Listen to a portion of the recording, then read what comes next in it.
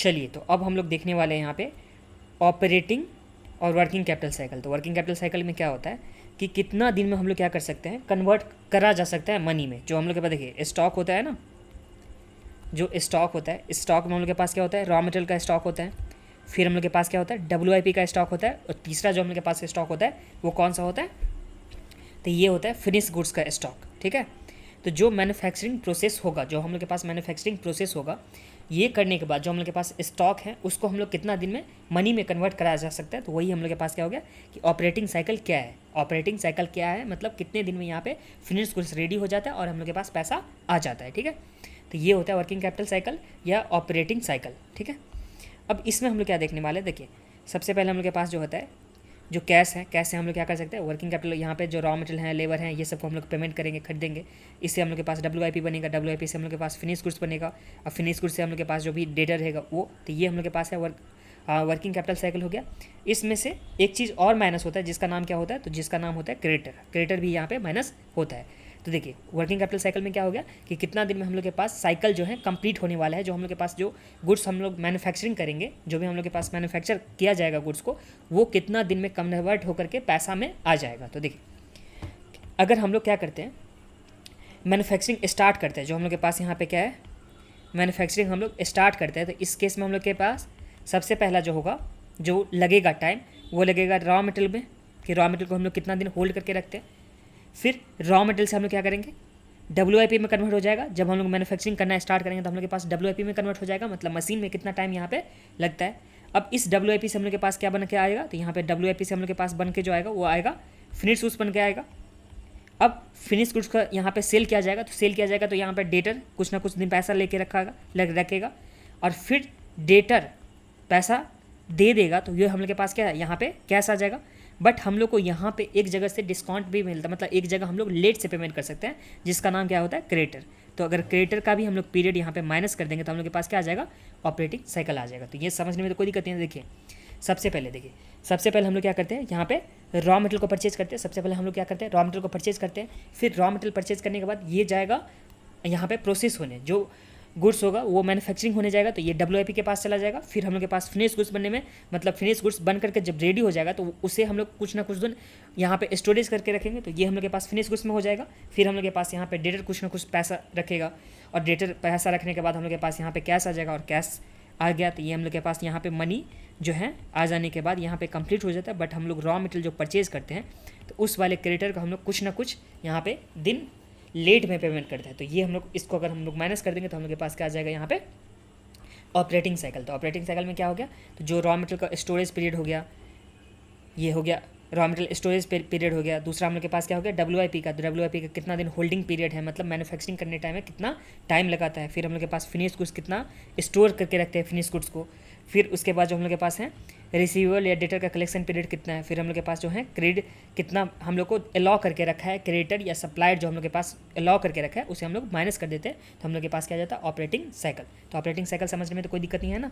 अब देखिए कोई एक्सपेंस है, अगर एक्सपेंस हम लोग के पास दे रखा होगा पर ईयर के बेसिस पे, अगर हम लोग पर डे का एक्सपेंस निकालेंगे तो कैसे निकालेंगे, तो पर डे का एक्सपेंस निकालने के लिए हम लोग का टोटल एक्सपेंस जो हम लोग के पास होगा पर एनम, इसमें हम लोग डिवाइड करेंगे किस चीज़ से, तो 365 से डिवाइड करेंगे तो हम लोग के पास क्या आ जाएगा, पर डे का एक्सपेंस आ जाएगा।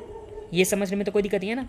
पर डे का एक्सपेंस हम लोग कैसे निकालते हैं, तो जो हम लोग के पास टोटल एक्सपेंस होगा पूरे साल भर का, उसमें 365 से डिवाइड करेंगे तो हम लोग के पास क्या आ जाएगा, यहाँ पे पर डे का एक्सपेंस। बट कभी कभी सम्स में हम लोग के पास कितना दिन का लिखा होता है, तो यहाँ पे कभी कभी 360 भी दे रखा होता है। तो जब हम लोग के पास 360 सम्स में दे रखा होगा तो हम लोग 360 को ही कंसिडर करेंगे। सम्स में अगर स्पेसिफिकली लिख देता है 360 डेज तो हम लोग 360 डेज को हम लोग यहाँ पे कंसीडर करेंगे। अगर सम्स में नहीं लिखता तो हम लोग एज्यूम कितना करेंगे, तो यहाँ पे 365। तो इसे आप लोग लिख लीजिए, ये बहुत ही काम का चीज़ है कि नंबर ऑफ डेज कितना लेना है। तो नंबर ऑफ डेज जब हम लोग को लेना है तो इसमें हम लोग को देना है फर्स्ट प्रेफरेंस, जो देना है ये देना है 365, और जो सेकेंड प्रेफरेंस हम लोग को देना है वो हम लोग को देना है 360।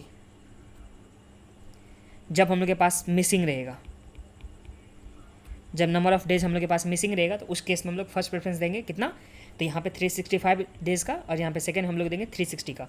और दोनों ही केस में आप लोग नोट बना कर, नोट जो होगा वहाँ पे लिख के आइएगा एग्जाम में कि हाँ 365 डेज़ हम लोग एज्यूम किए हैं या 360 डेज एज्यूम किए। और जहाँ पे लीप ईयर होता है वहाँ पे हम लोग कितना एज्यूम करते हैं, तो वहाँ पे यहाँ पे जैसे 2024 है तो इसमें कितना हम लोग करेंगे, तो यहाँ पे 366 डेज, क्योंकि Feb 29 का होता है ना। तो लीप ईयर के केस में हम लोग जैसे 2024 है तो इसमें हम लोग कितना लेते हैं, तो यहाँ पे 366 डेज। बट नॉर्मली आप लोग को 365 डेज़ का एज्यूम करके आना है, ठीक है। अगर डेट नहीं दे रखा होगा तो 365 डेज़ का आप लोग एज्यूम करके आइएगा, ठीक है। ये हो गया। अब देखिए नंबर ऑफ ऑपरेटिंग साइकिल, मतलब एक साल में कितना ऑपरेटिंग साइकिल है, अगर ये हम लोग को निकालना है तो हम लोग सिंपली क्या कर देंगे, जो हम लोग के पास 360 है 365 है उससे हम लोग डिवाइड कर देंगे ऑपरेटिंग साइकिल से। ऑपरेटिंग साइकिल का मतलब क्या हो गया कि कितना दिन में एक प्रोसेस कंप्लीट हो जाता है। एक प्रोसेस कंप्लीट मतलब एक गुड्स बन करके कितना दिन में रेडी हो जाता है और वो कितना दिन में सेल होकर के हम लोग के पास पैसा आ जाता है। तो अगर हम लोग के पास 365 डेज है और एक ऑपरेटिंग जो साइकिल है उसमें हम लोग के पास कितना 36.5 डेज लगता है, तो हम लोग के पास नंबर ऑफ ऑपरेटिंग साइकिल कितना हो जाएगा, तो 10 हो जाएगा। इसमें समझने में तो कोई दिक्कत नहीं है। देखिए हम लोग के पास 365 डेज है, अगर एक ऑपरेटिंग साइकिल है 36.5 तो हम लोग के पास कितना 10 ऑपरेटिंग साइकिल होगा ना पूरे साल भर में ना। ये समझने में तो कोई दिक्कत नहीं है। तो ये हम लोग के पास दे रखा हुआ था। अब नेक्स्ट में हम लोग आ जाते हैं कि रॉ मटेरियल का स्टोरेज पीरियड हम लोग कैसे निकालेंगे। तो देखिए जो average stock of raw material होगा, जो भी एवरेज स्टॉक हम लोग के पास रॉ मटेरियल हो जाएगा उसमें हम लोग डिवाइड कर देंगे सिंपली क्या चीज़, average cost of raw material consume per day. इसको मैं आप लोग को एग्जाम्पल से समझा देता हूँ। यहाँ चलिए यहाँ समझा देता हूँ। नॉर्मली हम लोग जो होल्ड करके रखते हैं 10,000 यहाँ पे यूनिट हम लोग नॉर्मली क्या करते हैं, होल्ड करके रखते हैं रॉ मटेरियल, ठीक है। 10,000 एक दिन में जो यूज़ होता है कितना, एक दिन में अगर यहाँ पे यूज़ होता है तो मान लेते हैं कि यहाँ पे 5,000 यूनिट एक दिन में पर डे में यहाँ पे यूज़ हो जाता है। पर डे यूसेज जो हम लोग के पास है वो कितना है 5,000। मान लेते हैं कि पर डे यूसेज हम लोग के पास कितना है 5,000 यूनिट्स। तो यहाँ पे कितने दिन के लिए हम लोग यहाँ पे जो है रॉ मटेरियल का रखे हैं, रॉ मटेरियल का जो यहाँ पे स्टोरेज पीरियड है वो कितना है। तो यहाँ पे जो रॉ मटेरियल का स्टोरेज पीरियड हो जाएगा वो हम लोग के पास कितना हो जाएगा, तो हम लोग देखिए 10,000 यूनिट रखे हैं तो 10,000 हम लोग के पास आ जाएगा न्यूमरेटर में। और एक दिन में हम लोग के पास कितना यूज़ हो जा रहा है, तो यहाँ पे वो 5,000 हम लोग के पास यूज़ हो रहा है। इसका मतलब क्या हो कि 2 दिन का ही तो हम लोग स्टॉक यहाँ पे रखे हैं, तो 2 दिन का ही तो हम लोग स्टॉक रखे हैं। तो ये समझने में तो कोई दिक्कत नहीं है ना। हम लोग के पास हम सिंपली यहाँ पे दे रखा हुआ था कि 10,000 यूनिट हम लोग के पास स्टॉक पड़ा हुआ है। इस स्टॉक में हम लोग पर डे का यूसेज जो है वो 5,000 यूनिट है। तो अगर हम लोग निकालेंगे यहाँ पे रॉ मटेरियल का स्टोरेज पीरियड कितना है, मतलब कितना दिन के लिए एक बार हम लोग रॉ मटेरियल रख देंगे तो हम लोग के पास वो रॉ मटेरियल कितना दिन चलेगा। तो हम लोग सिंपली क्या करते हैं, जो हम लोग के पास यूनिट दे रखा होता है इस यूनिट में हम लोग सिंपली डिवाइड कर देते हैं कि पर डे का यूसेज से। तो हम लोग के पास क्या यहाँ पे आ जाता है, तो रॉ मटेरियल स्टोरेज पीरियड यहाँ पे आ जाता है। तो ये समझने में तो कोई दिक्कत नहीं है ना। इसी तरह से हम लोग के पास WIP का निकालेंगे तो जो हम लोग के पास एवरेज WIP होता है इसमें पर डे के हिसाब से जो हम लोग के पास यहाँ पे average cost of production per day का होता है उससे हम लोग डिवाइड कर देंगे। फिर हम लोग के पास फिनिश गुड्स का अगर दे रखा होगा तो जो हम लोग के पास एवरेज फिनिश गुड्स का दे रखा हुआ है उसमें हम लोग यहाँ पे average cost of goods sold से हम लोग यहाँ पे क्या कर देंगे, डिवाइड कर देंगे सिंपली। और इसके बाद रिसीवेबल, तो रिसीवेबल हम लोग के पास सिंपली यहाँ पे सेल्स पर डे से हम लोग क्या कर देंगे, average credit sale per day से हम लोग डिवाइड कर देंगे। फिर हम लोग के पास क्रेडिटर का अगर देखेंगे तो एवरेज पेबल से में हम लोग एवरेज क्रेडिट परचेज से हम लोग क्या कर देंगे, सिंपली डिवाइड कर देंगे। तो ये समझने में तो कोई दिक्कत नहीं है ना। अब ध्यान दीजिए, एक बार मैं आप लोग को बता देता हूँ।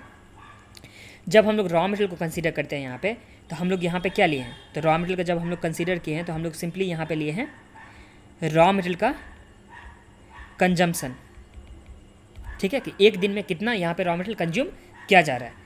फिर जब हम लोग WIP को कंसीडर कर रहे हैं तो इस केस में हम लोग क्या ले रहे हैं, तो यहाँ पे हम लोग ले रहे हैं प्रोडक्शन कॉस्ट, ठीक है। जब आप लोग कॉस्ट शीट पढ़ के आए होंगे तो आप लोग को समझ में आता होगा कि हाँ रॉ मटेरियल का यहाँ पे रॉ मटेरियल कंजम्पशन से होता है। फिर WIP हम लोग प्रोडक्शन कॉस्ट तक का यहाँ पे क्या होता है, उसके बाद ही हम लोग यहाँ पे WIP को क्या करते हैं, कंसीडर करते हैं। फिर फिनिश गुड्स के टाइम में हम लोग के पास क्या हो जाता है, देखिए एक बार फिनिश गुड्स हो गया मतलब सारा का सारा एक्सपेंस तो लग चुका है ना। तो जब सारा का सारा एक्सपेंस लग चुका है तो इसमें हम लोग क्या बोलते हैं इसे, तो हम लोग बोलते हैं कॉस्ट ऑफ गुड्स सोल्ड, ठीक है। और डेटर, जब हम लोग के पास डेटर कैसे यहाँ पे होता है, तो डेटर जितना हम लोग सेल करेंगे वही तो डेटर होता है ना। तो यहाँ पे जो डेटर के टाइम हम लोग देखते हैं यहाँ पे क्रेडिट सेल देखते हैं कि जितना हम लोग सेल किए वो तो क्रेडिट सेल ही ना हुआ, उसी पे तो हम लोग के पास डेटर यहाँ पे बन के आता है। तो ये हम लोग के पास क्या आ जाएगा यहाँ पे रिसीवेबल के टाइम में क्रेडिट सेल आ जाएगा। फिर हम लोग के पास क्रेडिट पीरियड में यहाँ पे जो आ जाएगा सप्लायर, तो सप्लायर से हम लोग परचेज़ करते हैं, तो यहाँ पे हम लोग लिख देंगे यहाँ पे सिंपली परचेज। तो यहाँ तक में तो कोई दिक्कत नहीं है ना। तो रॉ मटेरियल का हम लोग के पास हो गया, रॉ मटेरियल का कंजम्पशन हो गया। फिर जो हम लोग के पास WIP है, WIP में क्या होता है, तो जो हम लोग के पास प्रोडक्शन का एक्सपेंस होता है वो वहाँ तक जाते हैं। फिर हम लोग के पास नेक्स्ट जो है हम लोग के पास फिनिश गुड्स है, तो फिनिश गुड्स तक का जो एक्सपेंस होता है उसे हम लोग क्या बोलते हैं, कॉस्ट ऑफ गुड्स सोल्ड बोलते हैं। तो कॉस्ट ऑफ गुड्स सोल्ड हो गया। उसके बाद जो हम लोग के पास है डेटर के टाइम हम लोग क्या करते हैं, क्रेडिट सेल करते हैं अगर हम लोग, तभी तो डेटर यहाँ पे जनरेट होता है। तो हम लोग उस टाइम में देखते हैं क्रेडिट सेल का। और लास्ट जो हम लोग के पास है क्रेडिट परचेज। तो क्रेडिट परचेज हम लोग कब देखते थे, जब हम लोग परचेज करके रखे रहते हैं, जो हम लोग के पास परचेज करेंगे हम लोग, जो रॉ मटेरियल का परचेज करेंगे, तो वो उस टाइम हम लोग जो देखेंगे वो क्या हो जाएगा, यहाँ पे परचेज का हो जाएगा। तो यहाँ तक में तो कोई प्रॉब्लम नहीं है ना। अब हम लोग आ जाएंगे,